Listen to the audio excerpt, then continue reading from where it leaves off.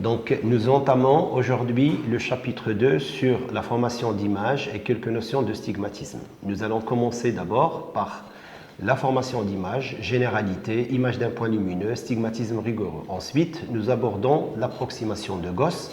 Donc, on définira le stigmatisme approché. Ensuite, on va établir les conditions d'approximation de Gauss pour finalement arriver à la notion du réel et du virtuel dans le paragraphe 3. Donc, quelques généralités et quelques applications.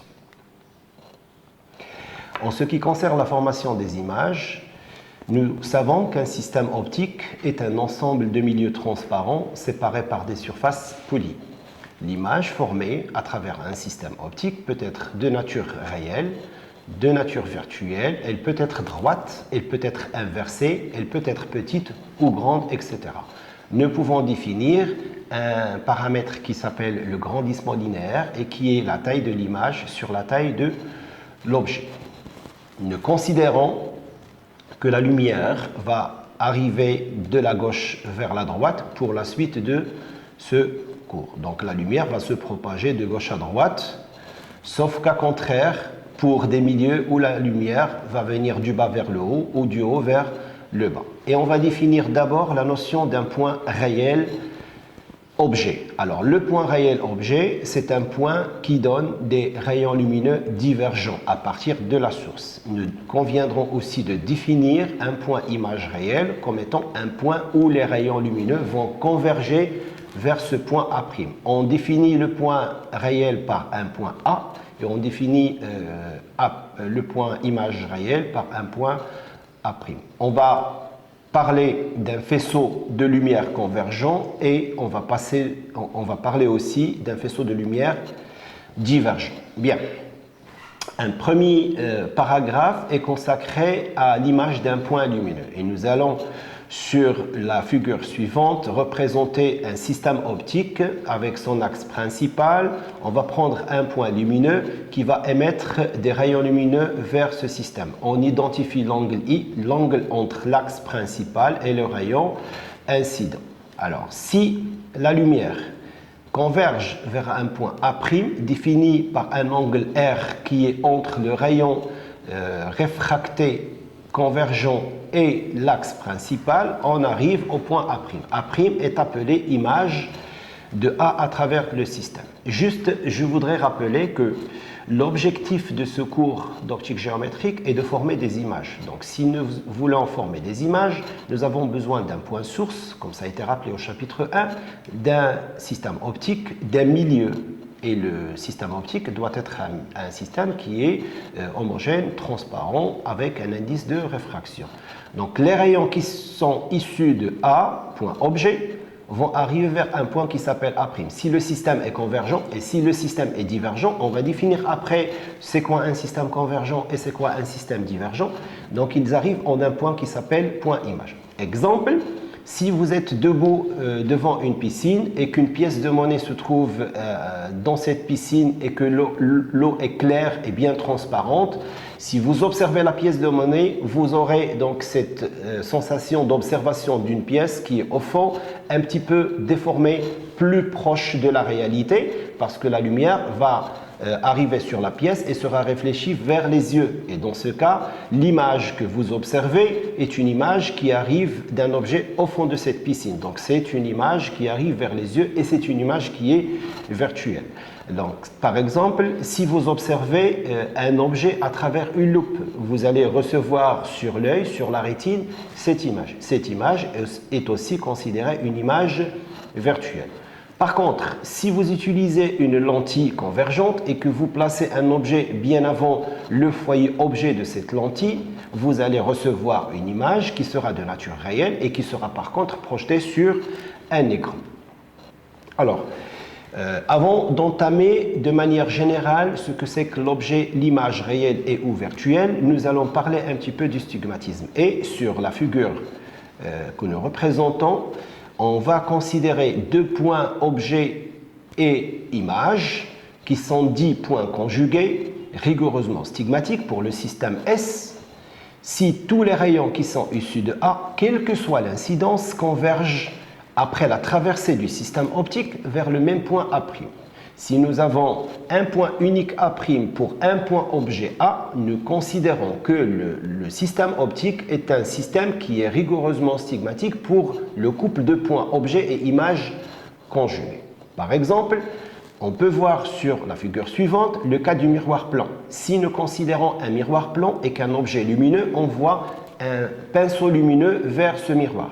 Donc l'image formée, le point objet est réel et l'image formée sera virtuelle, et que tous les rayons incidents qui sont issus de A, quelle que soit leur incidence, vont donner un seul point et unique A'. On dira que le miroir plan est un miroir qui est rigoureusement stigmatique pour tous les points de l'espace.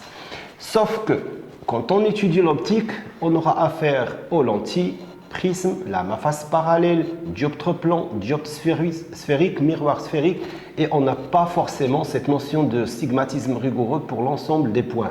Donc on préfère plutôt parler de l'approximation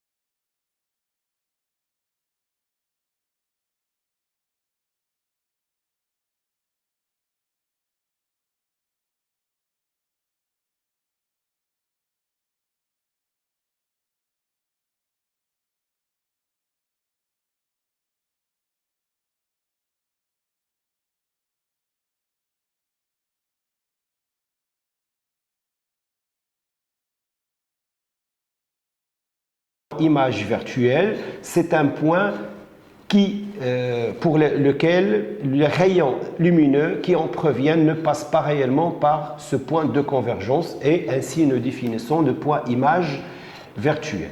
Alors, pour situer l'ensemble de ce qu'on vient de dire en ce qui concerne les espaces des objets réels et des images réelles, espace virtuel objet et espace virtuel image, je représente sur ce schéma un système optique sur lequel arrive de la lumière incidente de la gauche vers la droite et converge vers un point qui se trouve sur la droite. Le premier espace est défini comme étant l'espace des objets réels et le second espace est défini comme étant l'espace d'images réelles. Alors, si nous avons un objet qui n'est pas situé sur l'espace des objets réels et qui se trouve sur la droite, il sera considéré un objet virtuel. Et inversement, si l'image n'est pas située dans l'espace des images réelles, elle sera considérée comme étant une image virtuelle. Et dans ce cas, nous définissons les deux parties espace image virtuelle et espace objet virtuel. Ça, c'est pour le cas de la réfraction. Par contre, quand il s'agit de la réflexion de la lumière, La réflexion de la lumière, nous avons un principe qui est simple, c'est que la lumière incidente va venir et sera réfléchie et revient vers le milieu d'entrée. Donc le milieu d'entrée, c'est aussi le milieu de sortie. Donc si on raisonne en termes de sens de propagation de la lumière, nous conviendrons de choisir que le milieu d'entrée de la lumière, c'est l'espace des objets et des images réelles. Et si la lumière revient vers le milieu de réflexion, l'image sera réelle et l'objet sera aussi réel. Alors que si l'image est formée dans l'autre espace qui ne réfléchit pas la lumière, l'image et l'objet seront considérés virtuels. Et pour plus de précision, nous aborderons dans les chapitres 3, 4 et 5 plus de détails sur des systèmes optiques tels que le dioptre plan, le dioptre sphérique, le miroir sphérique, le prisme, la lame à face parallèle, les lentilles, les doublets, la loupe et le microscope.